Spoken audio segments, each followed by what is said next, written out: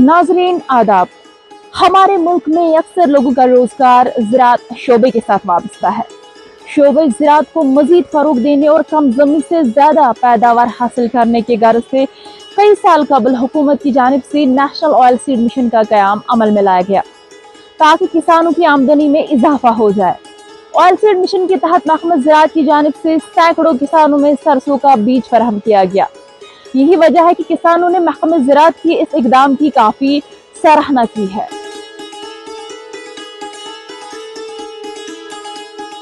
रवां साल किसान सरसों की माकूल पैदावार से बेहतर आमदनी की तवक्को कर रहे हैं, क्योंकि रवां सीजन में सरसों के खेतों में भरपूर शगुफे खिले हुए हैं और सरसों के लहलाते खेत मुकम्मल शबा पर है, जिससे न सिर्फ किसानों को फायदा मिल सकता है बल्कि सरसों के तेल की कीमतें एतदाल पर रहने के साथ साथ एपीकल्चर और एग्री टूरिज्म को बढ़ावा मिल रहा है।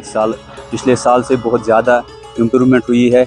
हम शुक्रगुजार हूँ इस डिपार्टमेंट का, एग्रीकल्चर डिपार्टमेंट का, खासकर जो हमारा चीफ साहब आया। मैं बहुत खुश हुआ और हमारी जो ये ऑयल सीड्स है उसमें बढ़ोतरी हुई है। हमने HADP में रजिस्ट्रेशन किया। HADP में हमें फ़ायदा भी मिला है। कुछ फार्मर्स को मशीनरी मिली है, कुछ को पॉली हाउस मिली है और कुछ फार्मर्स को जो नए ब्रीड मिले हैं, सीड मिले। लगता है कि हमारी इनकम जो पिछले सालों से ये डबल हो गई। जब से ये नेशनल हाईवे हुआ, यहाँ जो टूरिज़्म का रश हुआ है, हर कोई अपना अपना फैमिली लेके आता है और इसका मज़ा उठाते हैं, फ़ोटोग्राफी करते हैं। इससे बढ़ोतरी हुई है टूरिज़्म में और आगे भी हो जाएगा, क्योंकि जो ये ऑयल सीड्स है इस साल मतलब ज़्यादा बढ़ गया। इससे ये फूल जो है ना ये दूर से दिखते हैं। जो अगर एरोप्लेन में भी कोई सयाह आता है ना, वो भी मतलब देखता है कि ये कश्मीर की जो ये खूबसूरती है ये कितनी अच्छी है। और जो सीज़न है मार्च से लेके जून तक ये बहुत ही खुशबूदार होता है। रवां साल गुज़िश्ता बरसों के मुकाबले में सरसों के पैदावार के लिए ज्यादा अराजी मुख्तस रखी गई थी ताकि ज्यादा से ज्यादा पैदावार हासिल हो। वाज़ह रहे कि जिला अनंतनाग में रवां साल तकरीबन 24,000 हेक्टेयर अराजी पर सरसों का बीज बोया गया था। Kashmiri crops are much more superior to what is grown in other states. We have our own USP. A lot of our crops are organic in nature, and they are organic by default.